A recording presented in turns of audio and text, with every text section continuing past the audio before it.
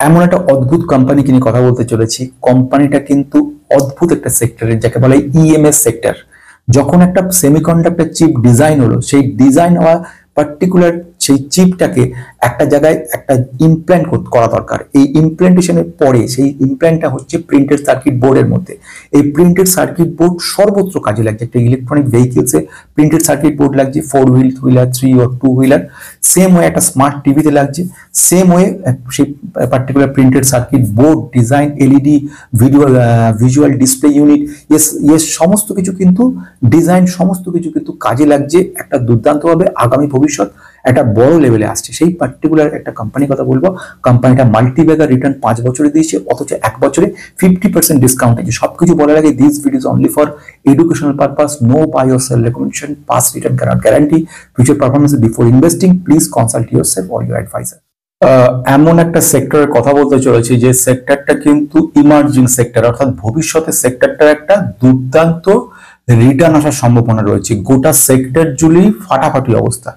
আমরা জানি সেটা হচ্ছে সেমিকন্ডাক্টর হচ্ছে ভবিষ্যৎ। অর্থাৎ এই সেমিকন্ডাক্টরের মাধ্যমে যে সমস্ত চিপগুলো ডিজাইন করে সেগুলোকে ইমপ্ল্যান্ট করা হয়, সেটা হচ্ছে প্রিন্টেড সার্কিট বোর্ড।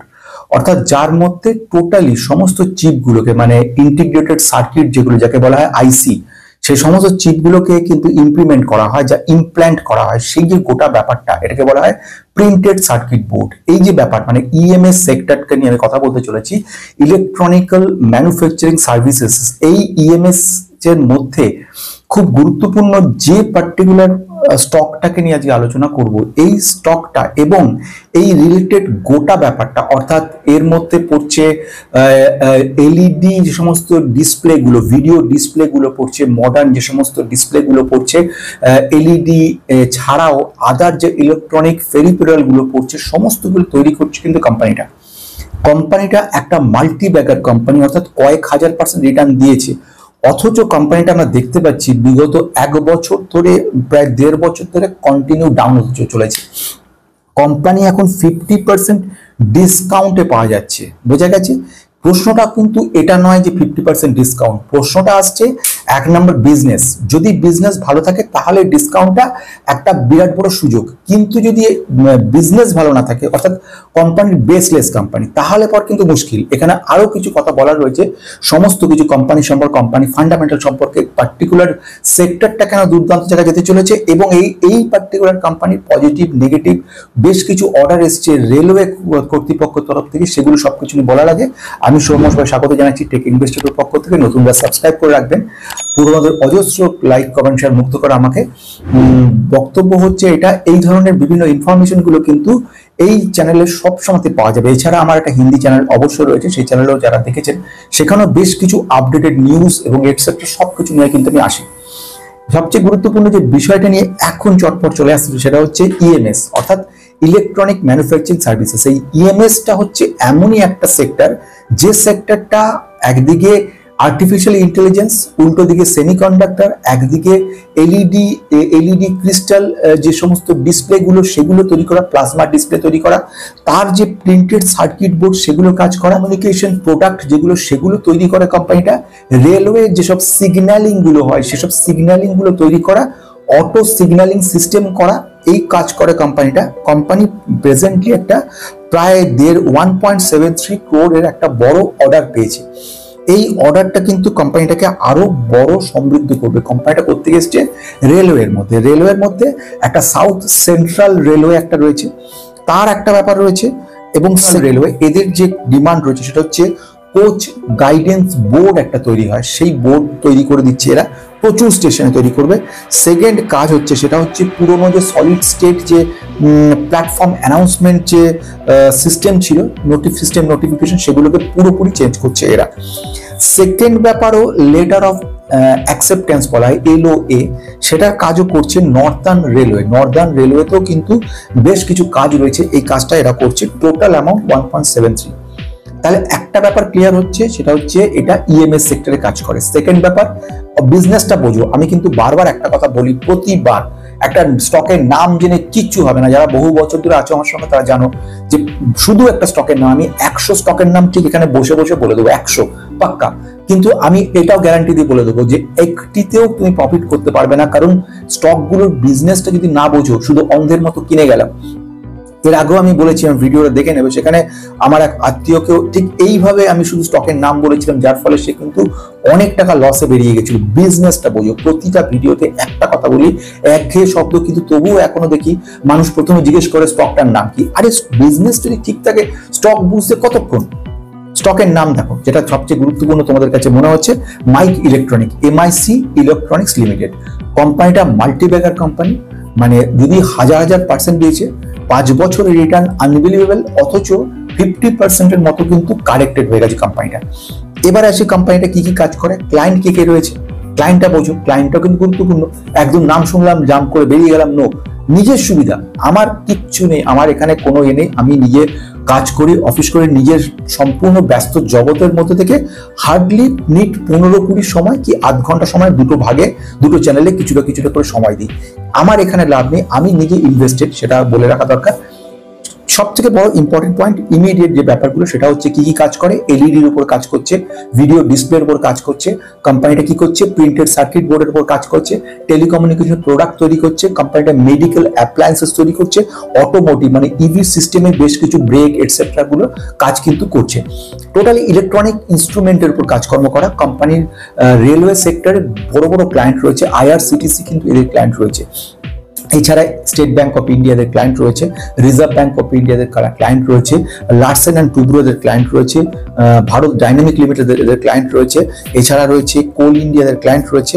এরকম অজস্র বড় বড় ক্লায়েন্ট কিন্তু এদের রয়েছে। এর মার্কেট ক্যাপ হচ্ছে 1200 কোটি, 1200 crores এর স্মল ক্যাপ কোম্পানিটা। কিন্তু কোম্পানির রিটার্ন অন ক্যাপিটাল এমপ্লয়েড কিন্তু খুব একটা ভালো নয়, রিটার্ন ইকুইটি খুব একটা ভালো নয়, PE কিন্তু ওভারভ্যালুড জায়গায় রয়েছে। প্রমোটার কিন্তু খুব সুন্দর 62% প্রমোটার হোল্ড করে রেখে দিয়েছে। এই মুহূর্তে প্রাইস টু আর্নিং গ্রোথ হচ্ছে 2.53। এই ব্যাপারে জানতে চাও কোনটা রিটার্ন ইকুইটি কি, ক্যাপিটাল এমপ্লয়েড কি, PEG কি, তাহলে পেন ড্রাইভ নিয়ে দেখতে পারো, সেখানে আমি ডিটেলস বুঝিয়েছি, বলার চেষ্টা করেছি। এখানেও কিছু কিছু জায়গা রয়েছে, যদি এখানে মেম্বারশিপ নাও, মেম্বারশিপের মধ্যে টেকনিক্যাল পার্টগুলো কি করে, ভ্যালুয়েশন, RSI, এই ব্যাপারগুলো কিন্তু টেকনিক্যাল ব্যাপারটা এখানে দেখতে পারবে, সেখানে দেখে নিতে পারো। আসা যাক, আমি যে পয়েন্টটার দিকে আসতে চাইছি সেটা হচ্ছে, ফার্স্ট বিজনেসটা তোমরা বুঝে গেলে। এর সঙ্গে রেলওয়ে সেক্টর বেশ কিছু কোম্পানির সঙ্গে যোগ রয়েছে, এর বড় বড় ক্লায়েন্ট রয়েছে, স্টেট ব্যাংক, IRCTC, BDL এর মতো সেন্ট্রাল গভর্নমেন্টের বেশ কিছু ক্লায়েন্ট বড় বড় রয়েছে। ভালো কথা। প্রফিটেবিলিটি কেমন? প্রফিটেবিলিটি দেখি, গত বছরে ছিল যাকে বলে রেভিনিউ, রেভিনিউ গ্রোথ হচ্ছে 10.71, যেটা কিন্তু এবছরে হয়েছে 11.61, সামান্য কিছুটা পজিটিভ। যদি আমি নেট প্রফিট দেখি, সেটা দেখবো 1.97 ছিল গত বছরে, এবছরে হয়েছে কিন্তু 1.67। নেট প্রফিট কিছুটা ডাউন হয়ে গেছে। যদি কোয়ার্টার ওয়ান কোয়ার্টার বেস থেকে, তাহলে কিন্তু অনেকটা ডাউন। মানে গত কোয়ার্টারে রেভিনিউ ছিল 44 crores, সেটা এবার হচ্ছে 11 crores, মানে অনেকটা ডাউন হলো। নেট প্রফিটও গতবারে যেটা হচ্ছে বলা বাহুল্য 3.57 crores ছিল, সেটা এখন এবারে হলো 1.61। অর্থাৎ রেভিনিউ এবং প্রফিটেবিলিটিতে কোয়ার্টার অন কোয়ার্টার বেসিসে অনেকটা ডাউন। প্লাস নেট প্রফিট কিন্তু year on year, quarter on দুটো ক্ষেত্রেই ডাউন হয়ে গেছে, যার কারণের জন্য আমরা দেখতে পাচ্ছি 50% ডিসকাউন্ট রয়েছে কোম্পানিটা। এবার আসবো এর পরের পার্টটা, যেটা কোম্পানির বেশ কিছু পজিটিভ জিনিস শোনাবো, কিছু নেগেটিভ জিনিস শোনাবো। প্রথম হচ্ছে পজিটিভ, সলিড ক্লায়েন্ট রয়েছে। 2 নম্বর, একটা লং টার্মে মাল্টিব্যাগার দেওয়ার মতো ক্ষমতাওয়ালা কোম্পানি, যে কোম্পানি এখন স্মল ক্যাপ। 3 নাম্বার, কোম্পানি কিন্তু ultimately promoter holding 50% above, 60% promoter আছে। নট অনলি দ্যাট, এগুলো হলো পজিটিভ সাইড। নেগেটিভ সাইডে আমি এবারে বলবো। নেগেটিভ সাইডে যদি প্রথম ঘটনা বলি, যেটা আমার খটকা লাগছে, সেটা হচ্ছে ভ্যালুয়েশন খুব হাই। মানে এর পি যদি বলি 100 এর অ্যাবভ, 122 পি রয়েছে, এটা ন্যাচারালি অনেকটা বেশি। সেকেন্ড ওয়ান যেটা আমি বলবো, সেটা হচ্ছে সিএফওটা কিন্তু খুব গুরুত্বপূর্ণ জিনিস, ক্যাশ ফ্লো ফ্রম অপারেশন, সেটা কিন্তু ডাউন। আমি যদি দেখি ইভি বাই এবিটা দিয়ে, সেটা কিন্তু ডাউন, মানে ভ্যালুয়েশন বোঝা যায় এগুলো দিয়ে। আমি যদি দেখি প্রমোটার হোল্ডিং, প্রমোটার কিন্তু লাস্ট কোয়ার্টার থেকে এই কোয়ার্টারে, গতবার থেকে এবারে কিছুটা সেল করেছে, বেশ কিছু সেল করে দিয়েছে। নাম্বার 4, সেটা হচ্ছে নেট প্রফিট মার্জিন কিন্তু ডাউন হয়ে গেছে। আমরা ইয়ার অন ইয়ার বেসিসে দেখেছি, কোয়ার্টার অন কোয়ার্টার দুটো ক্ষেত্রে নেট প্রফিট মার্জিন ডাউন হয়ে গেছে। প্লাস আমি যেটা বলবো, ইভি বাই এবিটা দিয়ে কিন্তু বেশি হয়েছে, নট কম, এভি বাই এবিটা দিয়ে কিন্তু বেশি। এই যে এভি বাই এবিটা দিয়ে বেশি কথা অর্থ হচ্ছে ভ্যালুয়েশনটা হাই, অর্থাৎ অনেক বেশি দামে তোমায় কিনতে হচ্ছে। এই পেনটার দাম 25 টাকা, এই পেনটা তোমায় 100 টাকা কিনতে হচ্ছে, বোঝা গেছে? ফলে এটার 100 থেকে 200 হওয়ার সম্ভাবনাটা কিন্তু তুলনামূলকভাবে কম। কিন্তু এটা যদি আমি 75 বা 50 আসতো, তাহলে কিন্তু এটা মনে করতাম যে ঠিক আছে, তাহলে এইটা ভ্যালুয়েশনটা হাই জায়গায় রয়ে গেছে। এটা হলো টোটাল ব্যাপার।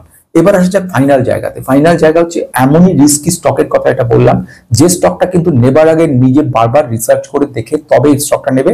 স্টকটা লং টার্মে ভালো করার সম্ভাবনা রয়েছে।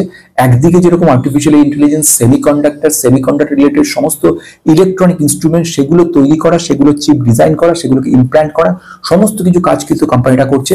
ভবিষ্যতে বড় একটা জায়গা নিয়ে রয়েছে মেডিকেল অ্যাপ্লায়েন্সের উপর, ইলেকট্রনিক পার্টস, তার উপরে কিন্তু কোম্পানিটা কাজ করছে। সেন্ট্রাল গভর্নমেন্টের বড় বড় প্রজেক্ট এর কাছে রয়েছে এবং কন্টিনিউ প্রজেক্ট পেয়ে চলেছে। অর্ডার পাইপলাইন বিরাট বড় রয়েছে। দ্যাট মিনস সবগুলো পজিটিভ রয়েছে। তার মধ্যে ছোট ছোট দু চারটে নেগেটিভ ব্যাপারও কিন্তু রয়ে গেছে।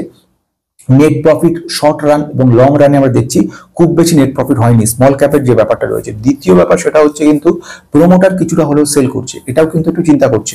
কিন্তু প্রোমোটার সেল করলেও আবার পজিটিভ ব্যাপার, ডিআইআর কিন্তু কিছুটা পরিমাণে কিনছে।